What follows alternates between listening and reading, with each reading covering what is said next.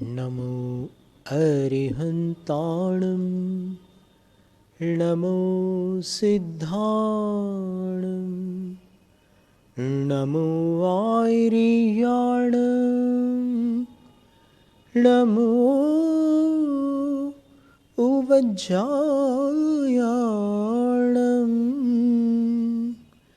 नमो लोय सव्वसाहूणम्।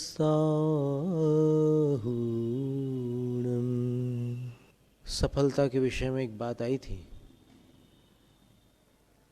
कि निराशा असफलता की पहली निशानी है। अब निराशा न हो इसका उपाय क्या है? ऐसा कोई उपाय नहीं है, सिर्फ अपने अंदर विश्वास हो तो निराशा का प्रश्न ही नहीं उठता। कभी कभी अपने को लगता है कि विश्वास है, पर सफलता नहीं मिलती, तब लगता है कि ऐसा क्यों हुआ, ये कैसे हो गया। एक भय होता है अंदर, और वो भय असफल होने के बाद दृढ़ हो जाता है। और असफलता को लेकर के कुछ जानकारों ने बड़ी सुंदर बात कही है। जैसे किसी ने एक बहुत सुंदर बात कही कि एक बड़ी सफलता को पाने के लिए कई छोटी असफलताओं को सीढ़ी बनाना पड़ता है।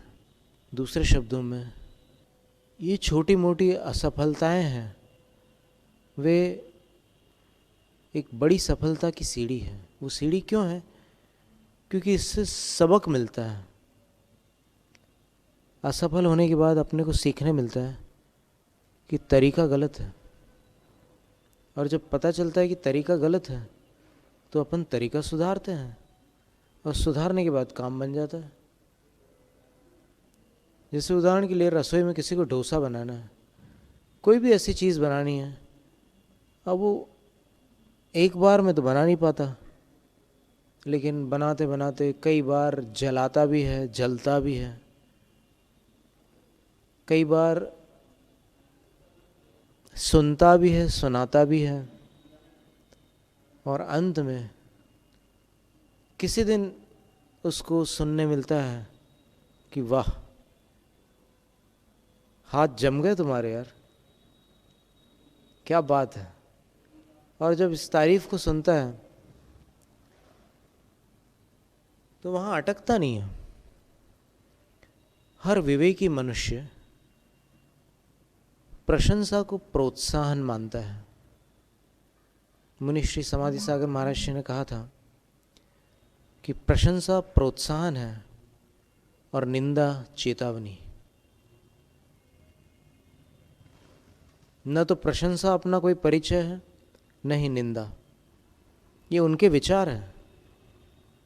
एक व्यक्ति आपकी निंदा करता है, दूसरा प्रशंसा करता है, दोनों के अपने अपने विचार हैं। वो आपकी आइडेंटिटी नहीं है, वो आपका परिचय नहीं है। इसलिए उसमें विचलित ना होकर, अगर किसी ने पीठ थपथपा दी, प्रशंसा कर दी, तो फिर और अच्छे से काम करने लग जाओ। कहते हैं कि जो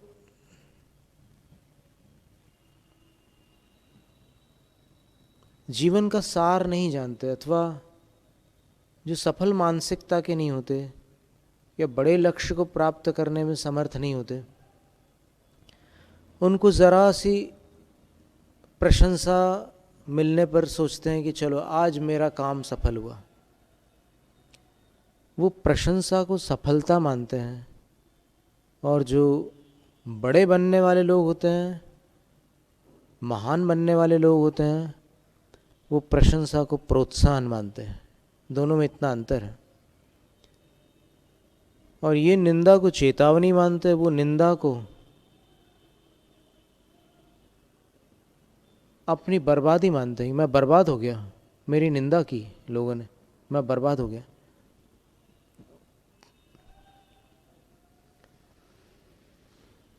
एक जीवन में मौत तो अंत में आती है, लेकिन नकारात्मक मानसिकता वाले लोग जीवन भर कई बार मरते हैं। इसलिए यदि जीना सीखना हो तो फिर ये सोचने का ढंग बदलना होगा। याद कीजिए उस अंग्रेजी वाक्य को, के.एस. रंगनाथन ने मेंटल फिजिक्स में लिखा है, all negation is a mental concept not a universal law. हर नकारात्मकता एक मानसिकता है, विश्व का सत्य सार्वभौमिक सत्य नहीं है।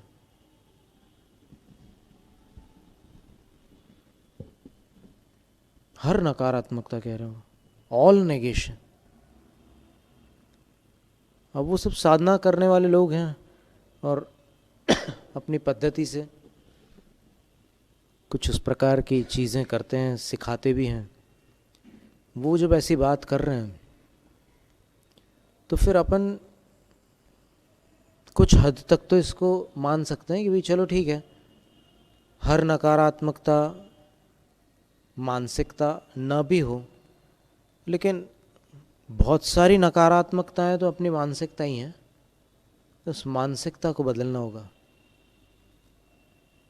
जो नज़ारा आपको दिख रहा है आज दुनिया का,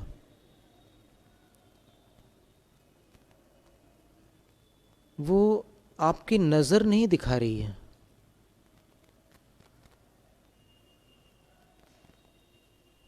आपका नज़रिया दिखा रहा है। नज़रिया बदलने से नज़ारा बदल जाता है। तो फिर नज़रिया बदलने की यहाँ बात है। तात्विक जगत में भी बदले हुए नज़ारे को नहीं, नज़रिए को सम्यक दर्शन कहते हैं। जिस दृष्टि से देख रहे थे, सब वस्तुओं का स्वरूप तो चारों ओर बिखरा पड़ा है, सब तत्व तो सभी तरफ है। 7 तत्व, 9 पदार्थ, 6 द्रव्य, 5 अस्तिकाएं, ऐसे जितने शास्त्रीय विवेचन है वो चारों ओर है, सारे जगत में ये सारी चीज़ें हैं। लेकिन देखने की दृष्टि न होने के कारण, जब वो दृष्टि नहीं होती तब कुछ और दिखता है, होती है तब कुछ और दिखता है। चश्मा उतार दो तो फिर कुछ और लिखा हुआ दिखता है, बल्कि समझ में भी नहीं आता क्या लिखा है। अब पहन लो तो फिर सब बहुत सारे बारीक बारीक अक्षर दिखते हैं। तो इसी तरह वो दृष्टि के परिवर्तन का नाम सम्यक दर्शन है। सम्यक दर्शन। और जब दृष्टि बदल जाती है तो फिर जो सृष्टि है, अपने पुरुषार्थ और उसके फल वो भी बदल जाते हैं। क्योंकि जो पुरुषार्थ होता है वो अपनी ही चेष्टा रूप होता है, आत्मा की ही परिणति होती है। मन वचन काय के सहयोग से ही वो पुरुषार्थ होता है। और उसका जो परिणाम होता है वो उस पुरुषार्थ का कार्य कहलाता है। पुरुषार्थ के कारण वो कार्य संपन्न हुआ है, ऐसा कहलाता है। और इसलिए सबसे पहले दृष्टि बदल जाए तो फिर सृष्टि बदल जाए, और सृष्टि बदल जाएगी तो फिर सब कुछ बदल जाएगा। और उसके बाद जो भी बदलाव होगा उसकी दिशा सही होगी। और सही दिशा में बदलाव अगर निरंतर जारी रहता है तो अंततः सही दशा प्राप्त हो जाती है। दिशा सही होने से सही दशा प्राप्त होती है। दृष्टि सही होने से सृष्टि सही हो जाती है। ये सम्यक दर्शन। फिर उसके साथ में जो ज्ञान होता है वो सम्यक हो जाता है, जो चारित्र होता है वो सम्यक हो जाता है। और इन तीनों की ये जो त्रिवेणी है, इनका जो संगम है वो संगम समाधि कहलाता है। और समाधि की प्राप्ति होने पर आत्मा शुद्ध हो जाती है और शुद्ध होने के बाद पुनः अशुद्ध नहीं होती। इसका एक दृष्टांत है, बड़े साधुओं के मुख से हमने सुना था। चारा खा करके गाय दूध देती है,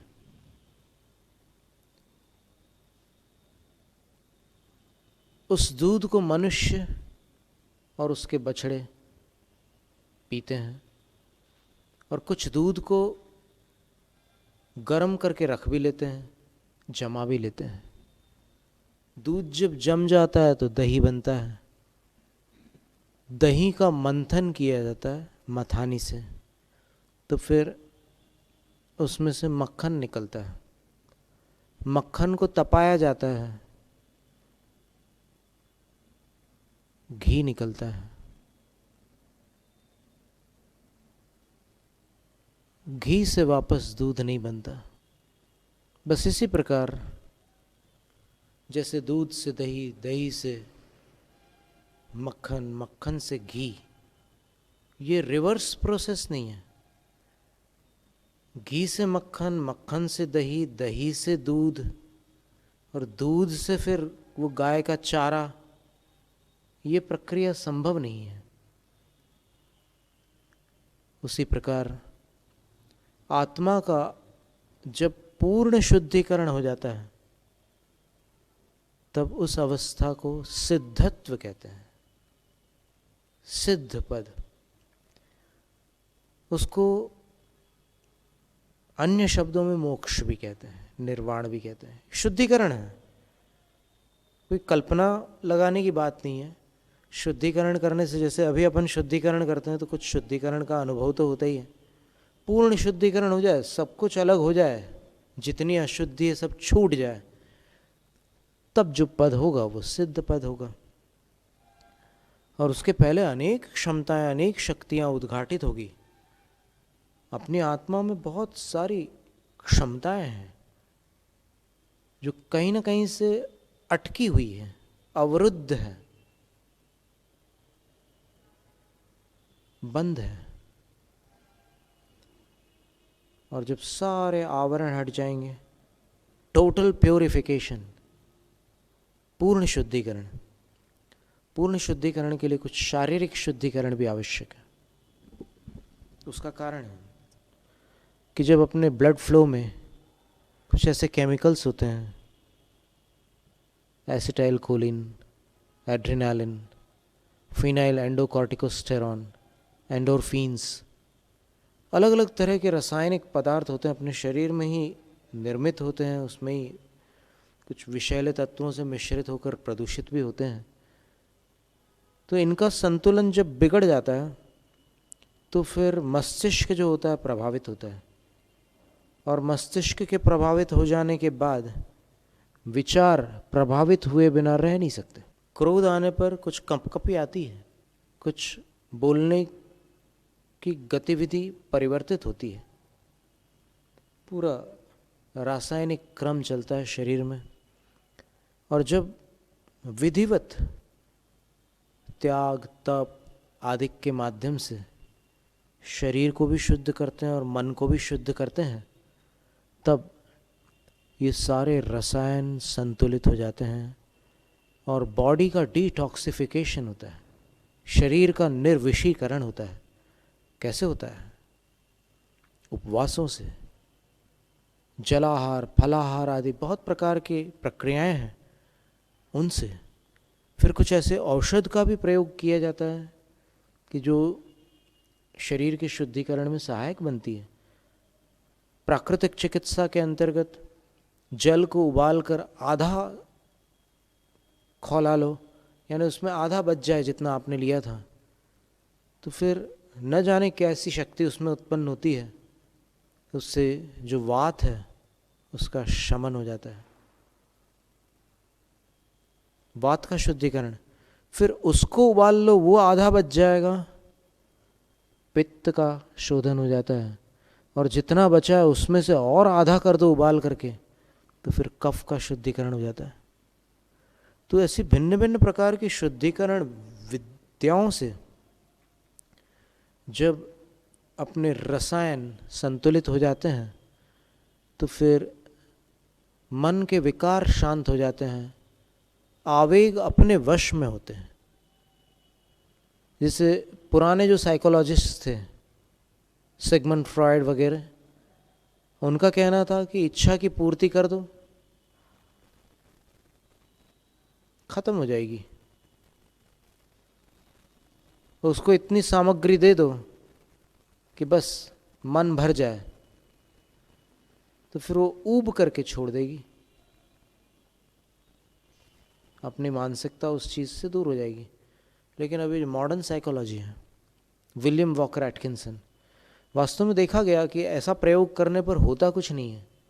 जैसे मान लो किसी को किसी चीज़ की इच्छा है, अब मान लो सिगरेट पीने की आदत है, अब मान लो एक के बजाय वो 20 सिगरेट पी ले, तो मन उब जाता है क्या? तत्काल नहीं पी पाता, और ज़्यादा शरीर जवाब दे देता है, लेकिन सिगरेट की आदत छूटती है क्या? नहीं छूटती। ये प्रक्रिया ही विपरीत थी। तो फिर अब जो नए मनोवैज्ञानिक हैं, William Walker Atkinson, your mind and how to use it वगैरह, बहुत सारी बुक्स लिखी हुई हैं उनकी, उनका कहना है कि आवेग की पूर्ति से आवेग शांत नहीं होता। Delay a passion and it will fade away, उनका ये वाक्य है। और ये वाक्य साधकों के लिए एक ब्रह्म सूत्र के समान है, और बाकी सब लोगों के लिए भी विचारणीय सूत्र है। क्या कह रहे हैं वो?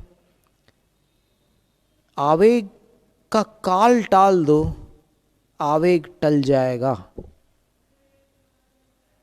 लोग सोचते हैं कि इच्छा हो गई, अब जब तक उसकी पूर्ति नहीं होगी तब तक अंदर में वो इच्छा कहीं ना कहीं अटकी रहेगी, और फिर मौका पड़ने पर आपको विचलित करेगी। पर मॉडर्न साइकोलॉजी में ये कहा गया है कि ऐसा नहीं है। उसका समय टाल दो। जैसे गुस्सा आ रहा है, आपको कुछ बोलने की इच्छा हो रही है, बहुत गलत बोलने की इच्छा हो रही है, आप उस समय को टाल दीजिए, और उसके बाद अपने मन से पूछिए कि अब बोलना है वैसा जो बोलना चाह रहे थे। मन कहेगा कि नहीं, इससे बेहतर शब्द में और अच्छे ढंग से अपनी बात को मैं रख सकता हूं। तो इस तरह अगर अपन प्रत्येक आवेग के काल में अपनी इच्छा को थोड़ा सा संतुलित करके उतना समय टाल दे, तो फिर वो विकार शांत हो जाता है। बड़ी अनूठी बात है, आप प्रयोग करके देख सकते हो, वो शांत हो जाता है। और विकार शांत हो जाने के बाद विकास प्रारंभ होता है। और अपन चाहते क्या है? 4 चीज़ें तो हर कोई चाहता है। सफलता मिले, स्वास्थ्य अच्छा रहे, संबंध ठीक बने रहे, और साधना हो। फिर साधना इसी का नाम है, विकारों का विनाश और गुणों का विकास। अवगुणों का विनाश, गुणों का विकास। अब वैसे होता नहीं कुछ, यानी जो अवगुण है ना, वही रूपांतरित होकर गुण बन जाते हैं। अब जैसे मान लो एक उम्र होती है जब एक प्रकार की इच्छा उत्पन्न होती है, और लोग कहते हैं कि अब ये इच्छा तो कभी शांत हो ही नहीं सकती, इसके लिए तो कुछ प्रबंध करना पड़ता है, यानी तुम शादी वादी कर लो तो फिर तुम ठीक हो जाओगे, ऐसा भी कुछ लोग बोलते हैं। पर हकीकत कुछ और है। एक पुस्तक हमने पढ़ी थी अंग्रेजी में, कुंडलिनी के ऊपर थी। उसमें उन्होंने लिखा था कि वो जो शक्ति है जो आपको बेचैन कर रही है, फिर आकुल व्याकुल कर रही है, व्यथित कर रही है, वो 4 प्रकार से काम करती है। आप सोच रहे हैं कि वहीं जाने से उसका कुछ इलाज होगा, ऐसा नहीं है। उस शक्ति का अगर ऊर्ध्वगमन हो जाए तो फिर वो आध्यात्मिक शक्ति बन करके, जिसका ज्ञानार्णव ग्रंथ में काम तत्व के रूप में वर्णन किया गया है, साधक की साधना में सहायक हो जाती है। उसमें फिर विषय भोगों की अभिलाषा नहीं रखते, साधना में चले जाते हैं, ध्यान में उपयोगी हो जाती है वो शक्ति। बच्चों में अपने ढंग से वो चीज़ काम करती है, व्यसनियों में अपने ढंग से काम करती है, और गृहस्थों में संतानोत्पत्ति के रूप में वो शक्ति काम करती है। 4 प्रकार से उन्होंने बताया, प्रोक्रिएशन, चाइल्ड प्ले, वाइसेस और स्पिरिचुअलिज्म। शक्ति वही है, वही गलत दिशा में चली जाए तो फिर गुण, अवगुण, और सही दिशा में आ जाए तो गुण कहलाती है। जैनम जयतु शासनम, जैनम जयतु शासनम, जैनम जयतु शासनम।